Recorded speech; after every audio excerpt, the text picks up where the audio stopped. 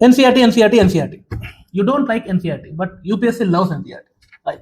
I know a lot of you want to go easy way, take easy way, and see through all the different types. Like, if I can skip this book in NCERT, can I skip that book in NCERT? I've been getting a lot of comments for the last many years. So here it is: quick learn NCERT series for UPSC. As you ask, what we are going to do here in a very short span of time, we are going to cover each and every NCERT from 6th class to 12th class. Remember, 6th class to 12th class, each and every subject which is important to UPSC. Yes, and I will cover another thing. Another feature of this series is I'll cover each book of NCERT in each video, and we'll keep it as short as possible. Some videos might be longer because the content needs to be studied for UPSC. Why you have to study NCERT for UPSC? Because your competition is studying. The basics are very important. Foundation is very important. You have all heard it already, but you don't agree. So you've been trying to read NCERT, but you're not going anywhere. So here it is. I'll tell you how to do it. You listen to the video. You listen to this class. Watch very carefully. Learn. Concentrate on learning. Make quick notes. Yeah, and then go and give a quick revision through the NCERT book. Quick revision. Once you understand all the basic concepts, what's happening, you go and give a quick revision. With this, you'll have your basics cleared in a short amount of time in the right direction. That is very important. Why I'm saying right direction? Because NCERTs are not made for UPSC students. Who it is made? Come and tell me. Who it is made? It is made for CBSE students, for their board exams, for school children, for small kids, not for you. Then how? You have to relate this NCERT to your UPSC. That is where the gap comes. A lot of students don't join any classes, mentorship, coaching, anything. And a lot of people think that once I read NCERT, then I will go to the coaching, that will be better. These days, many institutes are providing NCERT classes as well. But I highly recommend, watch this, read once, learn in the right way.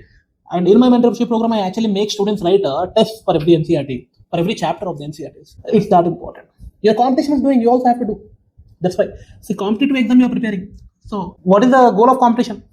You have to perform better than other person. How do you perform better than other person? You have to learn better than other person. You have to do more work than other person. As simple as that. It's not complicated. It's not rocket science. Even rocket science is easy. This is easier than that. Yeah. So are you ready? So my name is Vikram Sir. I'm your UPSC mentor, and this is For IAS Academy.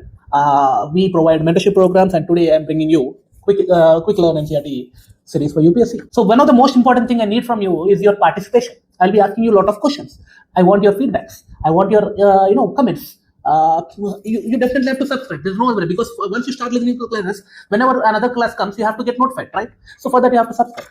Press the bell icon. I will not repeat it every time, but yeah, please do that. Yes, let's get into it. Are you ready? Vikram Sir. Vikram Sir. Vikram Sir. Vikram Sir. Vikram Sir. Vikram Sir. Vikram Sir. Vikram Sir. Vikram Sir. So Vikram Vatini.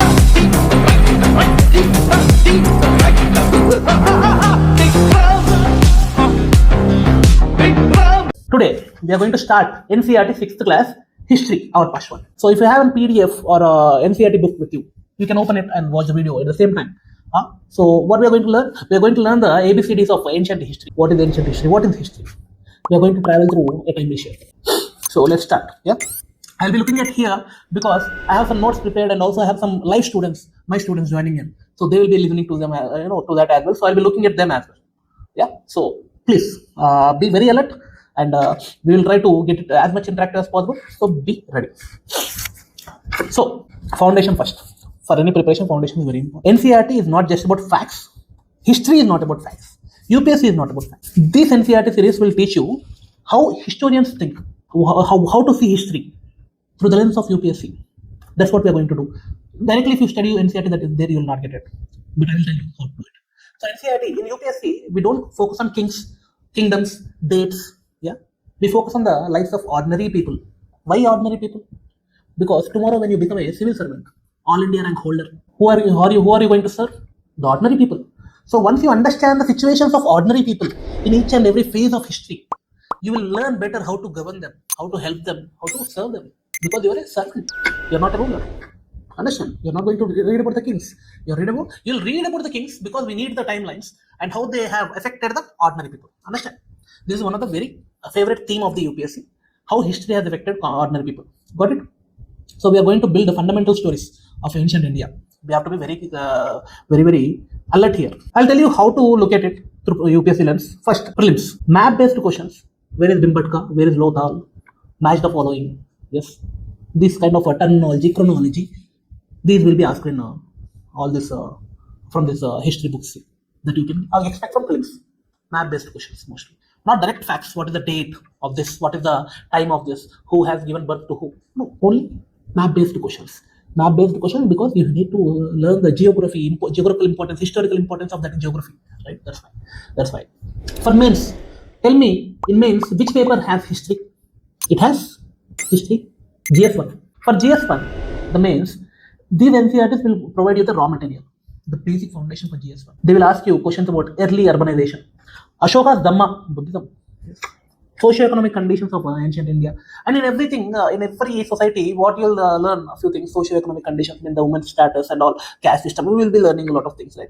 Are you ready? So we are going to divide these chapters into parts, themes. So we'll start with the dawn of humanity, the start of humanity. So we are going to learn few key concepts here. Earliest people. Who are the earliest people? In India, see, completely we are going to learn everything in India only.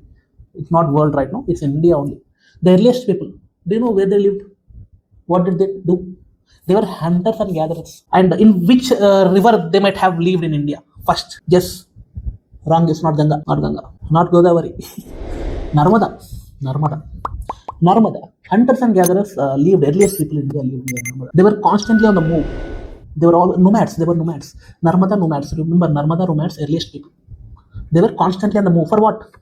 Food, water.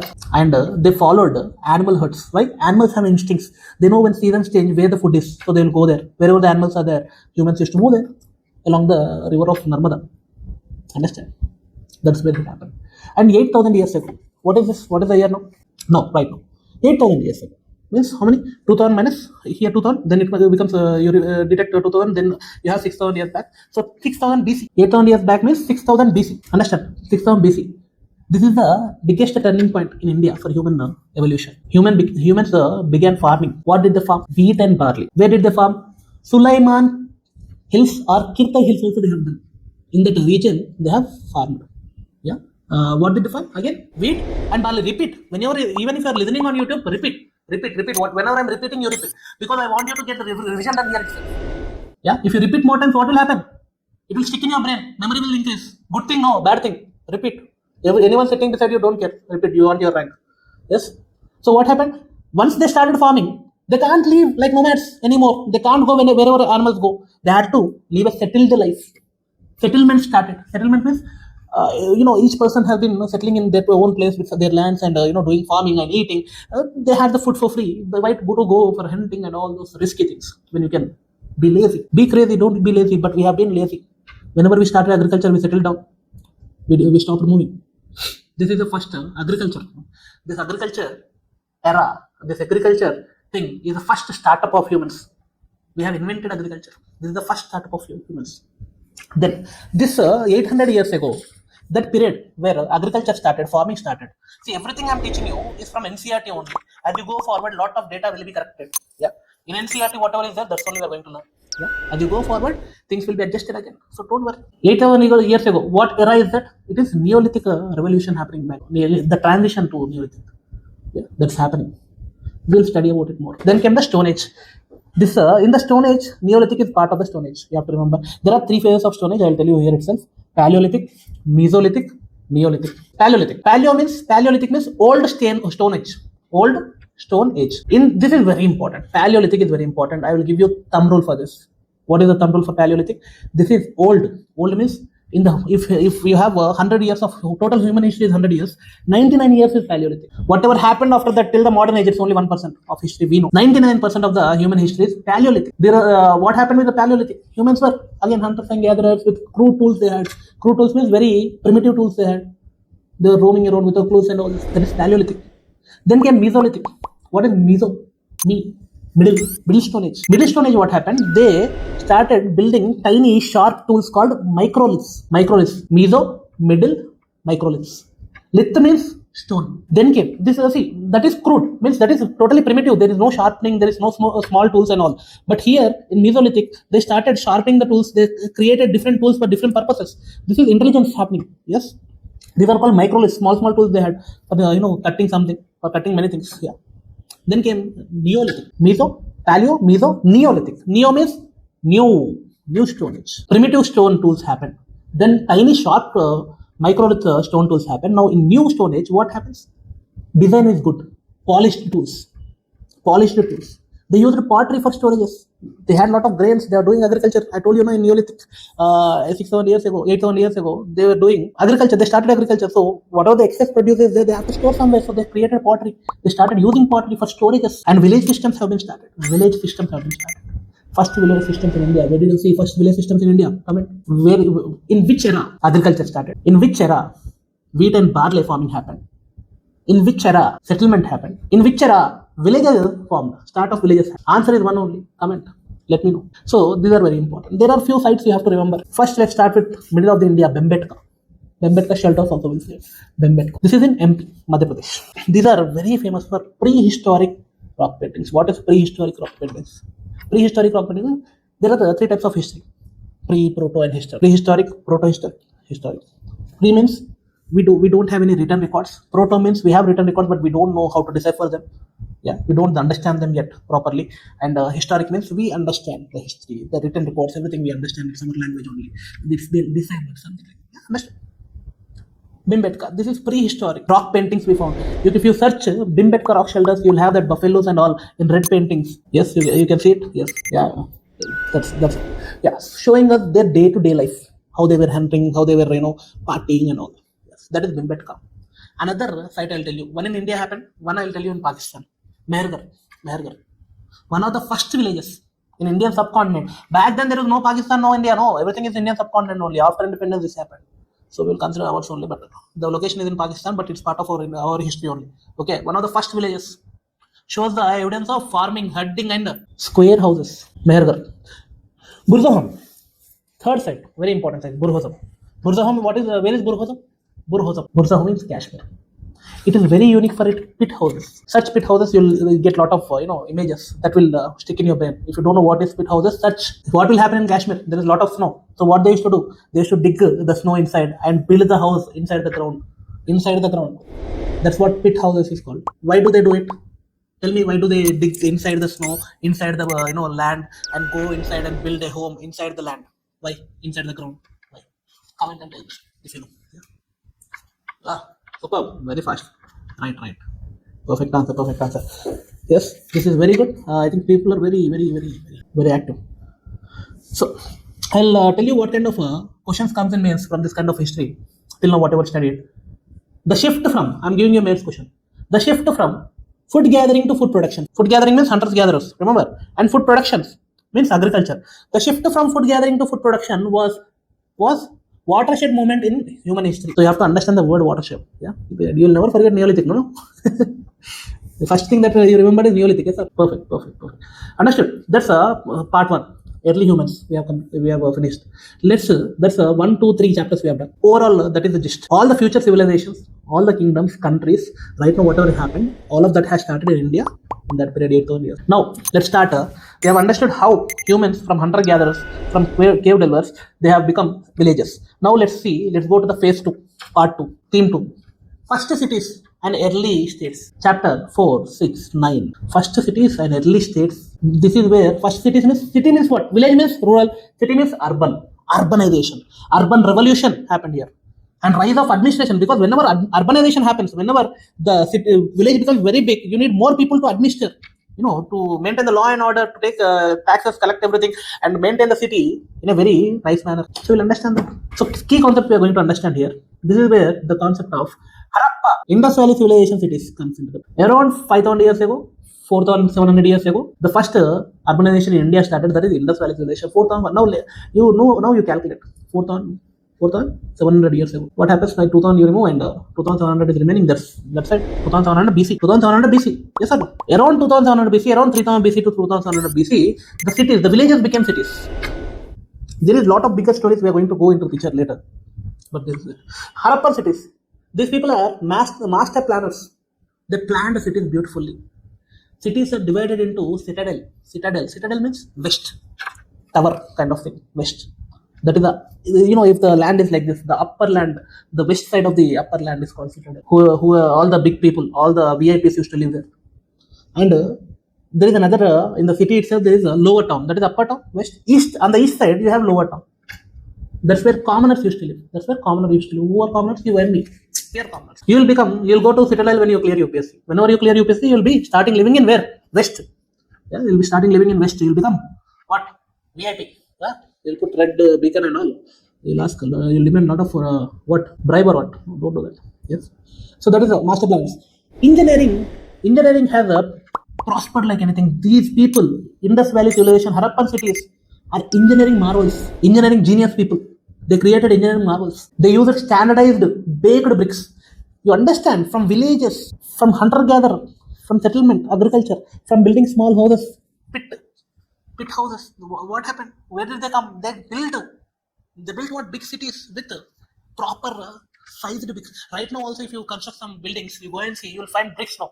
Do you find bricks or no? All the bricks are same. That red color brick or the cement bricks. All the sizes are same. Yes or no? They are every brick is standardized size till today and baked to perfection. Very strong. Very strong. How do you say it's very strong? If you build a home now, small tufan comes, small airflow comes, the building is collapsed. That's how it is. The bridges and all in these days. But for almost 4,700 years ago, these people constructed these houses, and till today we find the houses, we find the structures. How? That standardized it was there. They were high quality people, high quality bricks they made, high quality infrastructure they made, very sophisticated life they have led. Actually, I'm very curious how they live. Yeah. Yes. So standardized baked bricks 4,700 years ago. You just imagine, guys. Just imagine bricks they are constructing for houses, and they have created drainage system. Hyderabad, Mumbai, Delhi. Where is drainage system? Once small rain comes, complete drainage happens. Drainage comes into the home.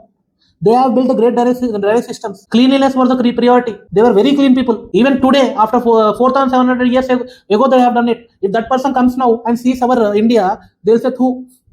What are you? This is cleanliness. Why are you living like this?" That's what. You go and see your room. They created drainage systems 4,700 years ago. That is amazing, right? One of the key sites here is Mohenjo-daro. Mohenjo-daro. What is Mohenjo-daro? Not the movie, Hrithik Roshan movie. No, not that's what it is related to that only. But yeah, Mohenjo-daro is one of the great cities of Indus Valley Civilization. Why do we call this Indus Valley Civilization? Because the civilization formed around river Indus. Around river Indus. Mohenjo-daro. In Mohenjo-daro, what do you find? Well, I will tell a few important things because as we go forward, as you read more, you'll understand more, you'll remember more, you'll go into a lot of details. But again, this is a quick learn series, so I'm going to touch each and every topic which is important and give you few points about each and everything. Mohenjo-daro, you'll find great bath. Great bath. What is great bath? Tell me. You have community swimming pools, lakes where everyone goes and dips in that and takes bath, right? So it's just like a swimming pool, which is built very big for people to come and wash their bodies and go. Great bath. That's what called. It is also a kind of social event. People come there together, sit there, wash with their bodies. They do the bath, and while doing all of that, they talk to each other, have fun, that kind of thing. We don't know all this happened, but that was the purpose, right? What else they will do? Because we didn't decipher the script of Indus Valley Civilization. This is one thing. Mohenjo-daro very important. Another most important site, area, city in Indus Valley Civilization is Lothal. Where is Lothal? Comment. This is a port city. Dockyard. All the trading happened. Trading happened. Do you trade? Right now, how is trading? But back then, 4,700 years ago, India used to trade with other countries. They used to go through seas and sell all our things to them and make a lot of money. We sold chess, lot of things. We'll discuss as we go forward. But understand, Lothal, India traded 4,700 years ago. India started trading with Macedonia, Greece, lot of countries. Amazing, right? Imagine. No? Then that is the first great cities we are talking about, Harappan civilization or Indus Valley civilization. Next thing that came 2,500 years ago is Mahajanapadas. 2,500 ago means 2,000 years. Here 500 BC. 500 BC. In between you will see that Rig Veda and all. That you will go as you go forward, you will understand more about Rig Veda, how our Vedas happened or not after this Indus Valley civilization. But now let's go to Mahajanapadas. 2,500 years ago means 500 BC. The rise of territorial kingdoms. Back then it was urbanization, not kingdoms. We didn't think about the kingdoms in Indus Valley civilization, but in Mahajanapadas, you see territorial kingdom. From here to there, it's my territory. This is my kingdom. I rule here. No one else come. Bahubali. What is the big change? Now kings were established. Kings had fortified capitals. What is fortified capitals? Right, you'll go to Maharashtra, you go to do a lot of trekking, Karnataka. No, you go to North India, you do a lot of trekkings. No, in that where you will trek On the hills, you'll go to this old forts, right? That's what we're talking about. They lot of almost 5,000, 2,500 years ago, people built forts. The kingdoms built forts around the cities so that no one else enters. You have seen a lot of movie, there's a big fort. Yeah, the fortified all the capitals had a fortification. Fortification means big wall. I will build a big wall from yes. The build all the kings built wall that is there, and they maintained standing armies. Before this Mahajanapadas, standing armies were not a big deal. People, whenever someone came to fight, this was more of a before this it was more of a tribal kind of a thing. Everyone in the tribe went and fought like if you're in college, if someone hits your friend, you don't have to be the standing army or you don't have to be training to support that friend. You just go and fight. That was like that. It was like that before. But after this in Mahajanapadas, when kings built fortified capitals, they kept standing armies. What is standing armies? It's like just our army only. You feed them, you train them, you make them ready for any war. If someone comes to hurt you or your citizens, that's what standing army means. You're paying salaries to them and all. Before that, it was not there. And how do you pay salaries? How do you maintain all this armies and administration staff? By collecting what? Collecting what? Taxes are very important. Regular taxes they used to collect. The different types of taxation systems. The most important taxation system was Bhaga. Mahajanapada. Most important tax was Bhaga. Bhaga means bhag. This is my share. Bhaga, share. Whatever you're earning, give me this much of share. What is that much? This much means how much? 1/6. You have earned. You have did the sugarcane cultivation, and you have worked really hard, and you got six sugarcanes. For every 6 sugarcanes, you have to give 1 sugarcane to your king. That is 1/6 of the agriculture produce. Whatever. If you have done 10 kgs of wheat as your production produce, then out of the 10 kgs, how much you have to give to the king? Harder. Then I will make it easy. If you have done 12 kgs of wheat production, out of 12 kgs of wheat production, how much you should give to that king? Now you tell me. Okay, tell me. Got it? That is taxation in Mahajanapadas. One of the most important Mahajanapadas kingdom is Magadha. This out of all these Mahajanapadas, one kingdom emerged as most powerful Mahajanapada due to its fertile lands, forests, and iron ore mines. That is Magadha.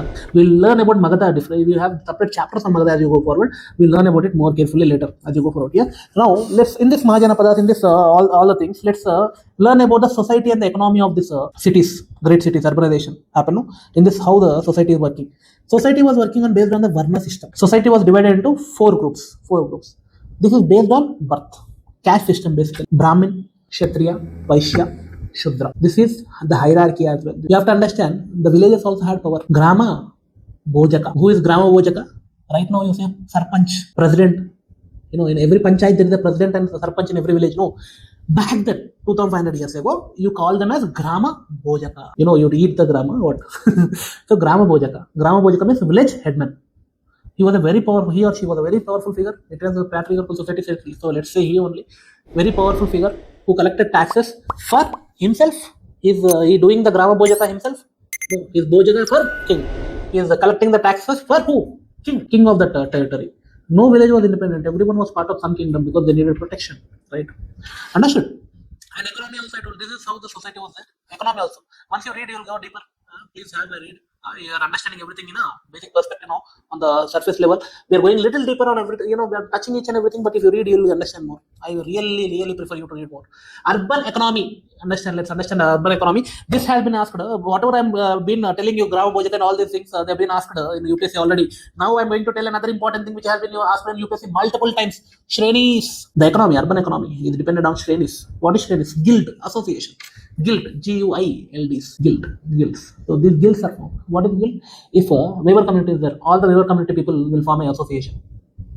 Like right now, if someone is selling mobiles in a complex and there are 20 plus mobile shops, and every mobile shop person becomes part of one association in that building, and some customer walks in and he asks some screen guard for 100 rupees. He will then shop owner will say, I will give it for 150. Then he'll say, I have a lot of shops, I'll go there. And this person immediately in WhatsApp group says that this person came for business and he's asking 150, no one give. Everyone tell that 200 is the cost. Then he'll go and roam all the other 9 shops.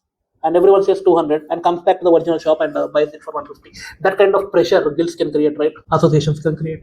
So these are the Shrenis are the association of merchants. Merchants.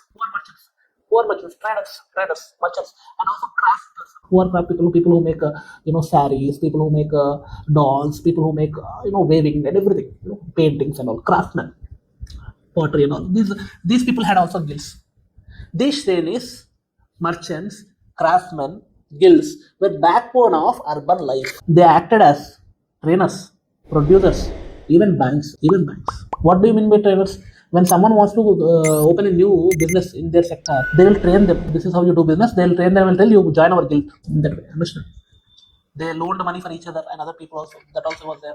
They were also producing. So Shrenis, how powerful it is. Understand? Clear, guys? Clear? I'll ask you a question. Prelims question. Are you ready? Yeah, ready? Yes. What was the primary reason for the increased agriculture productivity during the Mahajanapadas period? A. The invention of pottery for storing seeds. B. Widespread use of iron and practice of paddy transplantation. C. A shift from barter to coin-based economy. D. Construction of large dockyards for exporting grain.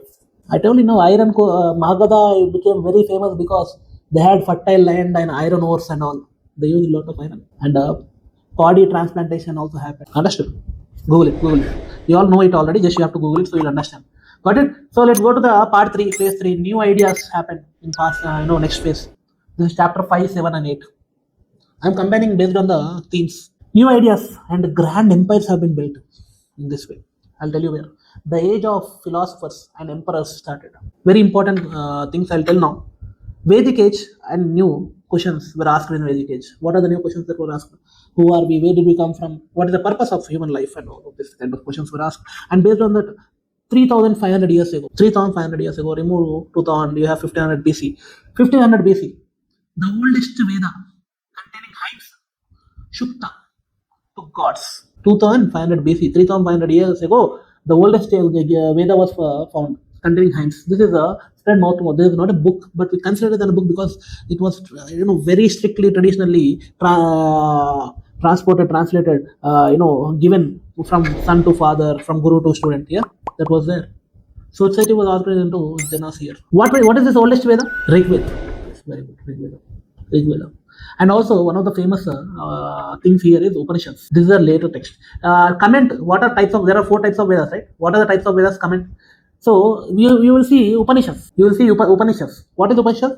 This is a later text focusing on philosophy of Vedas. The central idea of Upanishad is individual soul. Atman is called individual soul, and a universal soul.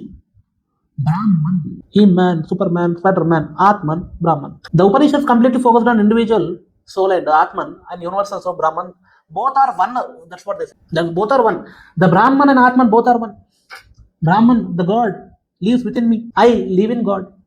Both are same only. This is the universal soul and the individual soul philosophy, which in Upanishads they say both are same. This is the philosophy. The philosopher said in Rig Veda they were praising gods. In different Vedas they were doing different things, but in Upanishads they were explaining things to common human being, how to practice it. Then this is 3,500 years ago. Then 2,500 years ago, something amazing happened. 2,500 years ago.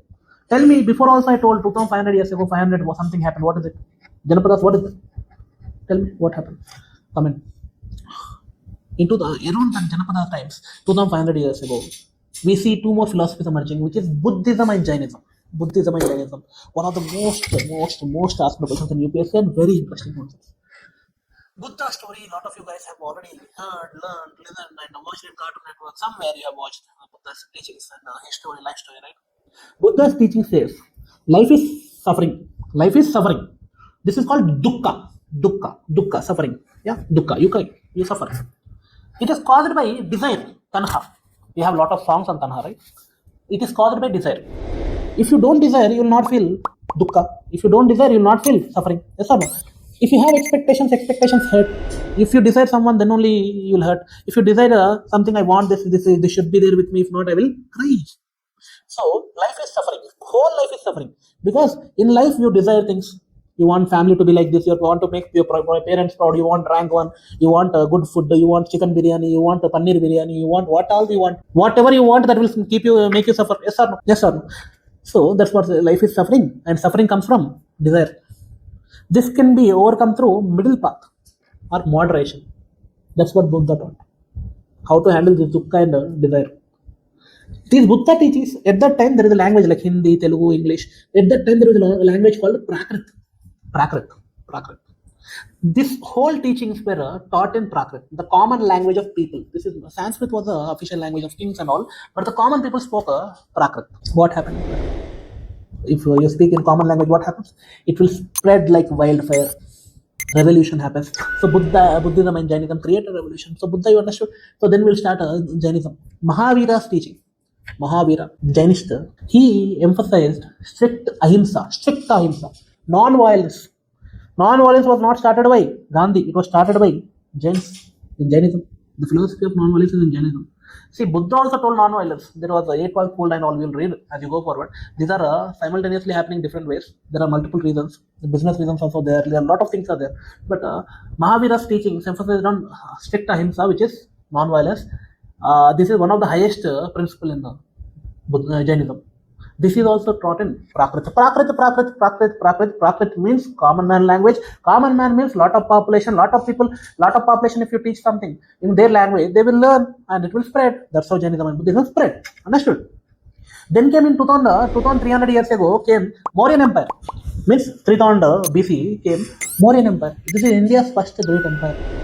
Magadha and all were kingdoms, powerful kingdoms, but empire means very big. It's part of that empire means the empire. Emperor will have many kings under him. Samantas, they will say. Many kingdoms will bow down to the emperor. So Mauryan Empire formed 300 BC, 2300 years ago. This is India's first great empire. Who founded it? We all know it, Chandragupta Maurya. With the help of, with his mentor who? Who is Chandragupta Maurya's mentor? Who is Chandragupta Maurya's mentor? Author of Ardhashastra, the Niti, Chanakya Niti. Chandragupta Maurya, with his mentor Chanakya, founded the Mauryan Empire. You know the story of these both people. What an amazing story. Then, as you go forward, you'll see Ashoka the Great, most famous Mauryan ruler. He fought a very bloody war, Kalinga War, where he defeated his enemies. He was defeating enemies like anything. He was killing like anything, and they were kabza. They were doing all this. They were going to the wars and taking over the kingdoms and all. But one day, when in Kalinga War, they have done a lot of wars in Kalinga War. Ashoka went personally. Ashoka the Great, Akbar the Great. Sorry, Ashoka the Great. Yes, Ashoka went to Kalinga War himself. Once he saw the war with his own eyes, he have renounced violence. I said, no, violence and me. No. I want moksha, peace. I don't want problems. I want peace, Ashoka said. So where do you find peace? There are only two ways to find peace at that time. Buddhism and Jainism. Ashoka chose Buddhism. Adopted a policy of Dhamma. Dhamma means Dharma. Ashoka's Dharma. Ashoka's Dhamma is very important. It's a moral code. It's not a religion. It promoted respect. Ashoka told, follow my Dhamma. If not, I will kill you. What it says, the Dhamma? Dhamma means the way of life, how to live in a particular way. Right way. It promoted a respect for every religion, for each other. It promoted tolerance and compassion. He spread it through inscriptions carved on rocks and pillars in Prakrita language and Brahmi script. Prakrita is common man script. Brahmi, again, kind of a common man script, but also people use it at the higher levels. So Ashoka didn't want to leave any stone unturned. Not just he touched Prakrita, he also touched Brahmi script. Brahmi script is the local language. Language is, the script is Brahmi, the writing is in Brahmi, like the way you chat in WhatsApp. I'll tell you clearly. In WhatsApp, if you talk to someone, "Arey kya kar raha hai?" You'll not write it in Hindi. The language is Hindi only, kya kar raha hai? But you'll write it in what? English. Kya? K-Y-A. The script, the English here is Brahmi. They have written it in Brahmi. The language, kya kar raha hai? It's like, that is in Prakrit. Understood? Clear. This has been asked many times in UPSC and many students have committed mistakes. Brahmi script, Prakrit language, they have spread it like anything. If you don't follow, what you will do? Ashoka will do what? So follow the Dhamma, keep the comment section respectful, have tolerance for stupid questions. Yeah. And you don't say that, you don't fight in the comment section. Have compassion. Understand that the person who is asking any question will come from their own background without knowing much. So we have to help them, right? If someone comments something and if you know the answer, comment and help them. Have compassion. Follow Ashoka's Dhamma. If not, he will kill you. Understand? Clear? I'll ask you a question. Ashoka's policy of Dhamma can be best described as what? A. The state of religion of Mauryan Empire based on Buddhist rituals. B. A military code of conduct for his soldiers after the Kalinga War. C. Set of ethical principles and moral code of conduct to govern his subjects. D. A new system of taxation based on religious merit. What do you think? Tell me in comment section. Tell me in the comment section. This will be very easy. This will be very easy. If you don't answer this, then no one can help. Come on. Then we are going for the final parts. The fourth part 4. Theme 4. Now we are going to go for the theme 4. What is theme 4? What is theme 4? Flourishing cultures and kingdoms. Flourishing cultures and kingdoms. Chapter 10 and 12. Chapter 10 to 12. Flourishing cultures and kingdoms. Cultures and kingdoms is how people lived. The trading, economy, socio-economic culture, cultural things that's happening at that time. Trade, temples, texts. TTT.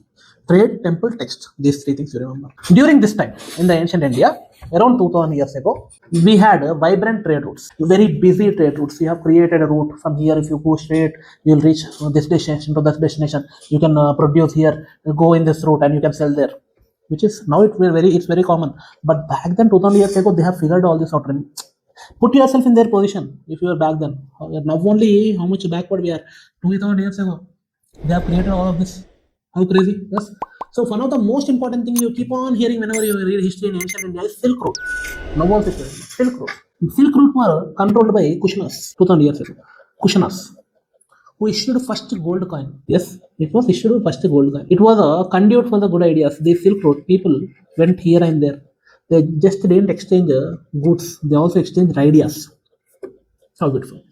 You go from one place to another place. You don't just earn money, do the job. You also interact with people there and tell your culture, your ideas, your kind of religion. So basically, Buddhism spread to Central Asia and China through Silk Road. Buddhism spread to Central Asia, upper part, and China, above India, through Silk Road. Now open the maps and see where the Silk Road is. Identify. That's the task I'm giving. Identify. Because it has been asked in UPSC before. Very important. This is Silk Route is very important. This is in the north and South Indian trade. This is also very important. Famous for pepper, black gold, spices, gems, pepper, spices, gems. These were heavily traded with who? Roman Empire. Very funny story is there with Roman Empire. When we'll talk about it later.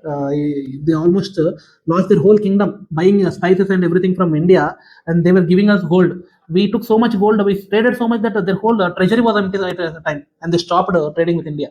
We are giving too much money to them. We don't have anything to eat. We are just eating spices, black gold, pepper. We are giving real gold and getting back black gold. Someday they realize, but by then whole treasury is empty. Understood? Roman Empire, South Indian trade happened. Yeah, through what? Sea route. Yes. Understand? Some of the important dynasties I will talk about now. Gupta dynasty, 7,000 years ago it happened, around 300 AD. We came into the AD. Yeah, 300 AD, 1700 years ago, Gupta dynasty happened. Known for its Prasastis. Prasastis means Samudragupta. Do you know Samudragupta? Very important. Samudragupta's Prasasti is also there, which was written by Harisena. We will go deeper in Gupta. Separate chapter is there. Just I'm introducing you here. They're just creating an introduction here. Okay, this Gupta era saw great achievements in science and art. You'll see very famous names as you go forward in the history in the next upcoming 7th class, 8th class, 9th class. You'll listen a lot of great names which you already know in Gupta period. Then came Harshavardhana dynasty, 1400 years ago. 1400 means 600 AD. His biography, Harshacharitra, was written by his court poet. Who is that? Very good. Bana Bhatta, not Gatta. His biography, Harshacharitra. Not autobiography. Auto means Harshavardhana only wrote. Biography means anyone can write. So it's not autobiography, it is biography. Harshacharitra was written by his court poet, Bana Bhatta. Very famous. You'll have explicit details, like everything that happened in the kingdom, what all Harshavardhana has done, you'll see there. You can take the lives of the ordinary people also from there. But again, rulers, when they write, they will only praise themselves, they will not tell the reality. So normally, whenever this kind of literature we read, we cross-check it with the travelers. A lot of travelers from the Silk Route, from the China, come to India and travel here and stay here and write about the common people, the ground realities. Right now, we have a lot of YouTube channels, travel channels. Right now, we have travel channels. These people travel and make videos and upload, and we see and sit and see. In that way only, they came and wrote it down. Instead of capturing video, they wrote it down because back then there was no cameras. So Guptas, Harshavardhana, And in the south, you can see Pallavas and Chalukyas. They dominated the South India. Pallavas and Chalukyas. Where did their capitals have? They had capitals at Kanchipuram. Kanchipuram and all. This is mostly in the area of south. Yeah, Tamil Nadu, Kerala, these sides. Pallavas and Chalukyas, these people dominated. Yeah, other people also there. As we go forward, we'll learn a lot. Now let's talk about art, science, and literature. Art, science, and literature. The art. Whenever you talk about art, science, and literature, art and architecture, basically, temple architecture is very important. Hindu temple architectures are very important. The first Hindu temples were built with a main shrine, Garbhagriha, main shrine, Garbhagriha, where the god resides. Main shrine is there. A tower, Shikara is there. Shikara. On the top, Shikara is there. Main Garbhagriha is there. Shikara is there. And assembly hall is there in front of Mandapa, you say, no? Mandapa. Assembly hall. So you enter the assembly hall. Garbhagriha you will see. On the top, you'll have what? Shikara. Understood? Shikara. The entrance at the start, you'll have a Shikara also. The big. Yeah, that is the temple architecture. There are different types of Dravidian. We'll learn. This is just the beginning. Don't worry. Chill. Cool down. We'll learn. Art. Architecture is done. Art. Masterful art. There is a rust-free iron pillar. You know, they have created a pillar, a big pillar. It is still today rust-free. The pillar doesn't get rust. It is open in the air. Rain happens, everything happens, but no rust. You leave some, some keychain or some scissors out in the open, it will get rust. Yes or no? But rust-free iron pillar, how did they make? This is at Mehroli. Where is Mehroli? I told you already. Mehroli, where is it? Comment. Mehroli. Yeah. This is one of the important things. Beautiful paintings, and also tell this iron pillar. Some writings are there. Who wrote it? Research and tell me who wrote it in the comment section. And they have beautiful paintings of Ajanta. That is that beautiful painting shows incredible skill. Back then, 2000, 3000 years ago, people did that kind of painting. You go and search Ajanta paintings if you have not been there. If your school didn't take you, if your parents didn't take you, I will take you. Search now. Google will take you through me. Search. And please, if someone part of some editing team, please put the photos here wherever possible. Yeah, so that students will have it easy to see and learn. Understood? That is art. Scientific achievements, geniuses we see. Aryabhatta. Who doesn't know Aryabhatta? Comment. Who doesn't know Aryabhatta? You comment. Everyone knows Aryabhatta, the inventor of zero.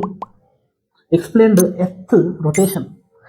He told Earth is round. It's rotated, and eclipse happens because of this rotation and revolution. The concept of zero was invented in India and it was attributed to Aryabhatta. Understood? Clear, guys? Clear? Listening? No? Yes. Don't doze off. Don't sleep. Very important. Aryabhatta. Yes.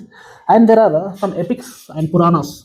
Now, Rig Veda, Upanishads, all the Vedas, those are different things. But epics and Puranas means these are stories. The Ramayana, the Mahabharata, till today, heart-touching story. Very more than Mahabharata means more than no Game of Thrones comes in front of Mahabharata. Game of Thrones is under foot of Mahabharata.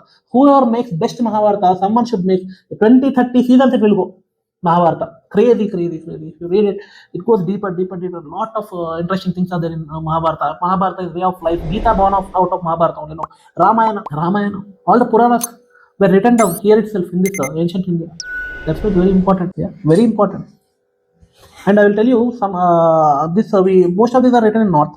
I'll give you one South epic as well. Tamil epic, very famous Tamil epic. Tell me, you guys know? No, I told you already recently. Shilpadikaram. This is also very famous in Tamil. Shilpadikaram. Remember all of this, guys. Very important. With everything we have learned here, it's going to make your preparation very easy. Understood? Clear? Yeah. So go through each and every point. Once now I have given you overview. It's your duty now, your duty now to sit down and read once and note down the points. History, 90% of the history, if you read NCERT properly, is done. History don't neglect. And polity and geography and other things are very easy as you go forward. It will be very easy. Don't worry. Okay. Clear. I will complete class by class if possible, or if you demand, I will go subject by subject. But I prefer class by class because you can relate each other. Because connectivity in UPSC is very important. If you do only one subject continuously, it will be monotonous. At least NCERT you have to do class by class so you can connect the concept at a same level. And as you go upper, you'll connect so much that standard book will become very easy. It will become 70% of the standard books will become like revision only. No? Got it? Clear? Understood, everyone? Understood? What did we learn? Paleolithic, hunting, gathering, Neolithic, farming, settled life, Mehrgar, Harappa. Harappa what? Yes, first planned city and drainage system. Great Bath, Rigveda, oldest Veda. Yes, Mahajanapadas, fortified capitals, armies, taxes, Shrenis, Buddhism, Jainism. It's a reaction. I'll tell you another point. Buddhism and Jainism it's not just a religion. It's a reaction to existing Hindu religion. Ritualism, not even Hindu religion. In the Hindu religion, there is something called rituals. Like everything should happen through a Brahmin. The common man cannot attain salvation or talk to God directly. So against that, Buddhism and Jainism was born. Reaction to ritualism, and it was taught in Prakrit. It was not exclusive. Mauryas, first empire, Chandragupta Maurya, Chanakya, Ashoka, Dhamma, Gupta's we have read temples, Aryabhatta, zero.